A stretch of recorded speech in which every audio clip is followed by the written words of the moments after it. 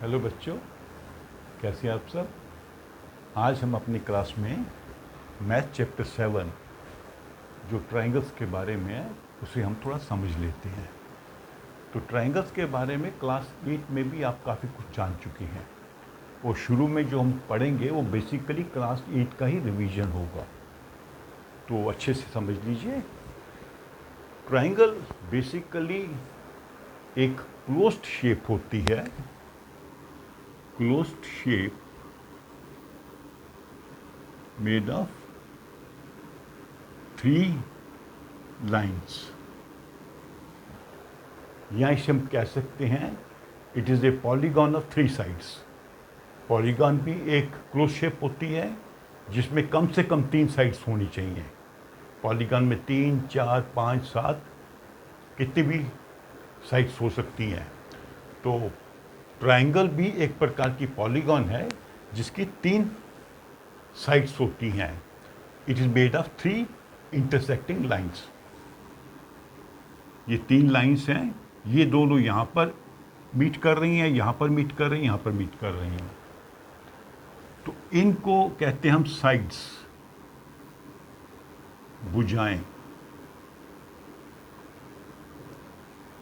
3 कोण होते हैं, 3 एंगल्स होते हैं।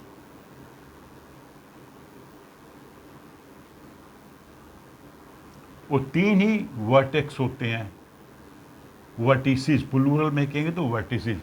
वर्टेक्स वो पॉइंट है जहां पर 2 लाइनें मिलती हैं। अगर इस ट्रायंगल को कहेंगे हम ए बी सी, तो एक साइड है ए बी, दूसरी है बी सी और तीसरी है ए सी या सी ए, कैसे भी बोल सकती हैं आप। फिर angle A, angle B, angle C और वर्टिसेस हो गए ए बी सी। अब ट्रायंगल्स को फिर हम थोड़ा रिवाइज कर लेते हैं। हमने 3 प्रकार की ट्रायंगल्स होती हैं। अगर हम साइड्स के आधार पर हम उनकी क्लासिफिकेशन करें तो इक्विलेटरल ट्रायंगल। इक्विलेटरल ट्रायंगल क्या होगा? तीनों साइड्स इसकी बराबर होंगी, ऑल साइड्स इक्वल, और ऑल एंगल्स भी इक्वल होते हैं। इसका अपोजिट हो गया स्केलीन, ऑल साइड्स अनइक्वल, तीनों एंगल्स भी अनइक्वल होंगे। और एक होती आइसोसेलेस, इसमें 2 साइड्स इक्वल होती हैं, 2 साइड्स आर इक्वल, और 2 एंगल भी इक्वल होते हैं। मान लीजिए ये ट्रायंगल है, अगर ये साइड इसके बराबर है तो ये एंगल इसके बराबर होगा। तो इस प्रकार हम साइड्स के आधार पर ट्रायंगल्स की क्लासिफिकेशन करते हैं। फिर एंगल्स के आधार पर करते हैं एक्यूट एंगल ट्रायंगल। तीनों एंगल 90 से कम होंगे, लेस देन 90, तीनों एंगल। जैसे ये ट्रायंगल है, तीनों 90 से कम है। दूसरा होता है राइट एंगल्ड,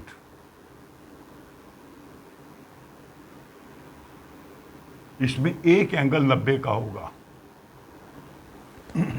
फिर obtuse, O B T U C, obtuse angle, इसमें एक एंगल 90 से बड़ा होगा। इसमें तीनों 90 से छोटे हैं, इसमें एक 90 का और 2 90 से छोटे, एक 90 से बड़ा, 2 90 से छोटे, और तीनों एंगल का जोड़ हमेशा होगा 180, कोई भी शेप हो। तो ये सेकंड क्लासिफिकेशन हो गई।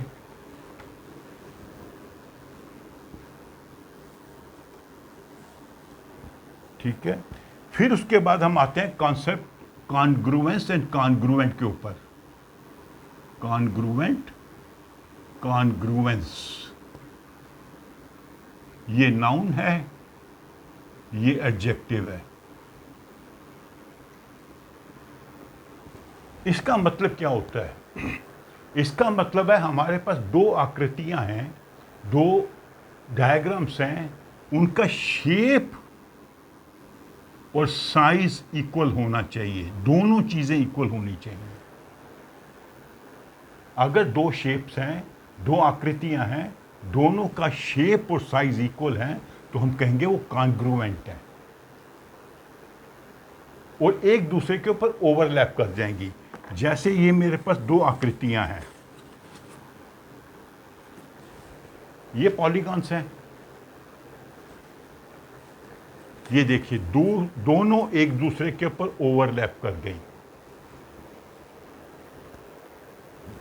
इसमें ये साइड ऐसे दिखाता हूं आपको, ये साइड इसके बराबर है, ये इसके बराबर है, ये इसके बराबर है, ये इसके बराबर है, ये इसके बराबर है। तो ये कॉन्ग्रुएंट शेप्स हैं, इक्वल साइज है और इक्वल इनका शेप है, एक जैसी शेप है और इक्वल एरिया, एरिया मतलब साइज।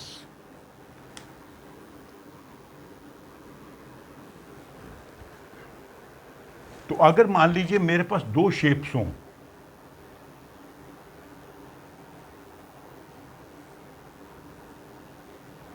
सेम शेप है, दोनों स्क्वायर हैं, लेकिन एरिया अलग है, तो ये कॉन्ग्रुएंट नहीं है। ठीक है, एक मान लीजिए ट्रायंगल है और एक सर्कल है, मान लीजिए दोनों का एरिया सेम है पर शेप अलग है, तो कॉन्ग्रुएंट नहीं है। यहां पर शेप सेम थी, एरिया अलग था, यहां पर एरिया सेम है, शेप अलग है। यहां से ले लें, ये एक इक्विलेटरल ट्रायंगल है और ये भी इक्विलेटरल ट्रायंगल है, दोनों की शेप एक जैसी है पर एरिया बड़ा है, इसका बड़ा इसका कम है, सो दे आर नॉट कॉन्ग्रुएंट। तो कॉन्ग्रुएंस में क्या होना चाहिए, शेप और एरिया या शेप और साइज सेम होना चाहिए, दोनों चीजें सेम होनी चाहिए। अभी हम ट्रायंगल्स के ऊपर आ जाते हैं। तो मान लीजिए ये दो ट्रायंगल्स हैं, मैंने दो कटआउट बनाए हुए हैं,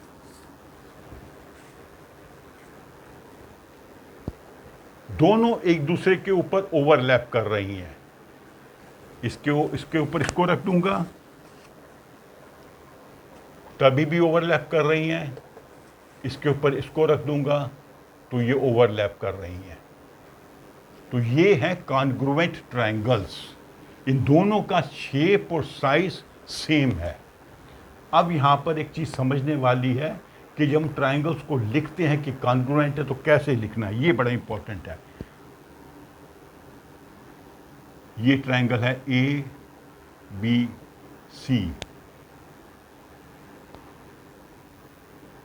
पी क्यू आर।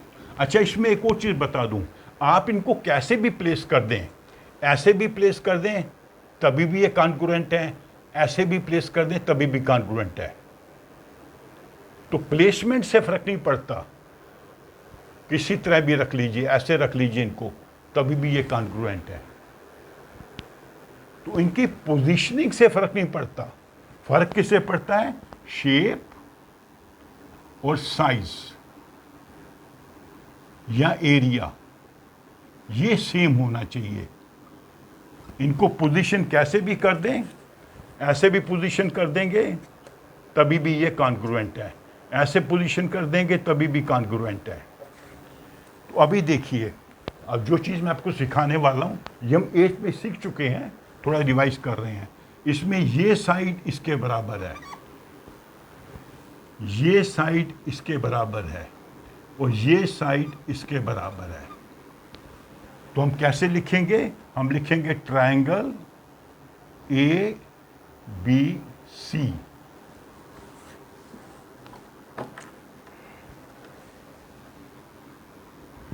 ये इसका सिंबल है,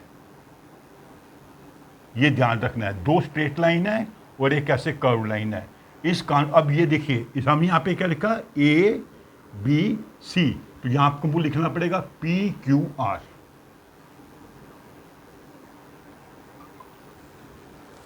अगर आप ऐसे लिखेंगे तो आपको यहीं से अनुमान लग जाएगा भी कौन सी साइड किसके बराबर है। ए बी साइड जो है वो पी क्यू के बराबर है, उसकी कॉरस्पॉन्डिंग साइड है। फिर उसके बाद बी सी आ जाएगा, ए बी पी क्यू, यहीं से पता लग जाएगा ए बी पी क्यू। फिर बी सी क्यू आर, यहां से पता लगेगा क्यू आर। ये इसकी कॉरस्पॉन्डिंग और इक्वल साइड है। और सी ए भी लिख सकते हैं आप, ए सी भी लिख सकते हैं, सी ए आर पी।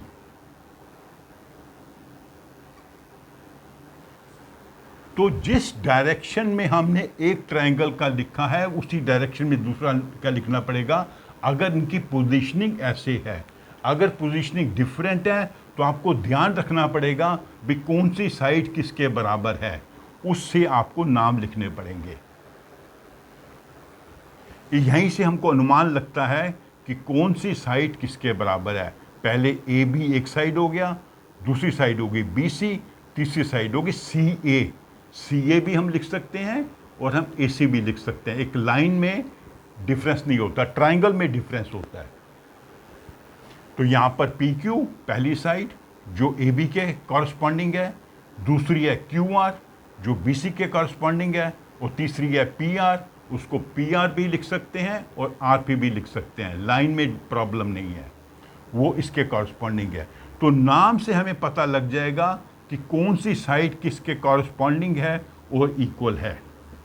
अगर आप इसको ऐसे लिखते, मान लीजिए triangle A B C is congruent to triangle P R Q, ये गलत हो जाता, पी आर क्यू, क्योंकि इससे क्या मतलब निकलता है, ए बी पी आर के कॉरस्पॉन्डिंग और इक्वल है, वो नहीं है, ये दोनों कॉरस्पॉन्डिंग इक्वल नहीं है। दूसरा क्या निकलता है, B C is equal to R Q, वो तो ठीक है। तीसरा क्या निकलता है, C A is equal to P Q, वो भी ठीक है। नहीं सॉरी, गलत, वो भी गलत है, C A is equal to P Q, वो भी गलत है। तो ये दोनों गलत हो गए अगर हमने ट्राइंगल का नाम ठीक से नहीं लिखा। ये बहुत इंपॉर्टेंट चीज़ है और बच्चे इसमें अक्सर गलती करते हैं और समझते नहीं हैं। तो आपने क्या करना है, दोनों ट्राइंगल्स को देखना है कि कौन सी साइड किससे मैच करती है, फिर वहां पे आपने नाम लिखनी है। मान लीजिए इस ट्राइंगल को मैं ऐसे बना देता हूं, इसको थोड़ा घुमा देता हूं, यहां कर देता हूं क्यू आर,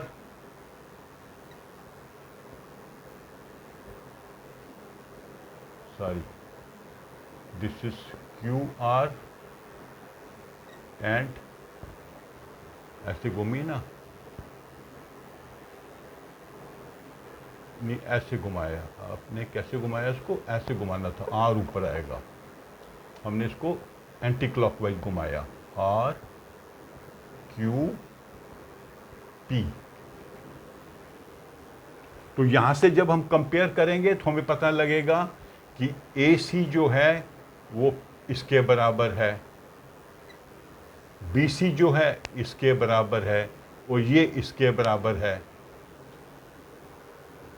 इसी डायग्राम को थोड़ा हमने घुमा के शेप बनाई है, इसकी ड्राइंग बनाई है। तो यहाँ पे हमने कैसे लिखना है, ए बी सी, तो यहाँ पे क्या करेंगे, ए बी के कॉरस्पॉन्डिंग कौन सी है, ये वाली P Q R, P Q R. तो ऐसे नाम लिखेंगे, ये साइड इसके बराबर है, ये इसके बराबर है और ये इसके बराबर है। तो यहाँ पे नाम, अगर हमने ए से शुरू किया है, ए से बी आए हैं तो पी से आर जाएंगे, इस साइड के इस साइड का नाम लिखेंगे, इसके बाद इसका लिखेंगे Q R, P Q R. दो आपने जब देख लिए, तीसरा ऑटोमेटिकली हो जाएगा A B C P Q R. दो साइड का नाम आपने ध्यान से लिखना है, पहले ए बी का लिखा यहाँ से देख के पी क्यू, फिर लिखा अपने बी सी का क्यू आर, तो तीसरा नाम अपने आप आ जाएगा A B C P Q R. तो ये दोनों एक ही ड्राइंग हैं, सिर्फ इनकी डायरेक्शन चेंज कर दी है। मान लीजिए ये ऐसे रखा हुआ था, अब इसको हमने ऐसे कर दिया, ऐसे वाले को घुमा के ऐसे कर दिया। पर ये दोनों कॉन्ग्रुएंट ट्रायंगल हैं क्योंकि इनकी 3 कॉरस्पॉन्डिंग साइड एक दूसरे के बराबर हैं। तो ये आपको समझ आ गया अच्छे से। तो ऐसा करते हैं, इसके बाद में हमने जो है वो एक्सियम 7.1 समझना है। कॉन्ग्रुएंस के जो प्रिंसिपल्स हैं ये हम ऑलरेडी क्लास 8 में सीख चुके हैं, तो थोड़ा सा रिवीजन होगा, तो वो मैं अलग से वीडियो बना के आपको समझाऊंगा। ठीक है, तो आप मेरी वीडियो को लाइक करो और अपने फ्रेंड्स के साथ शेयर भी करो। Thank you.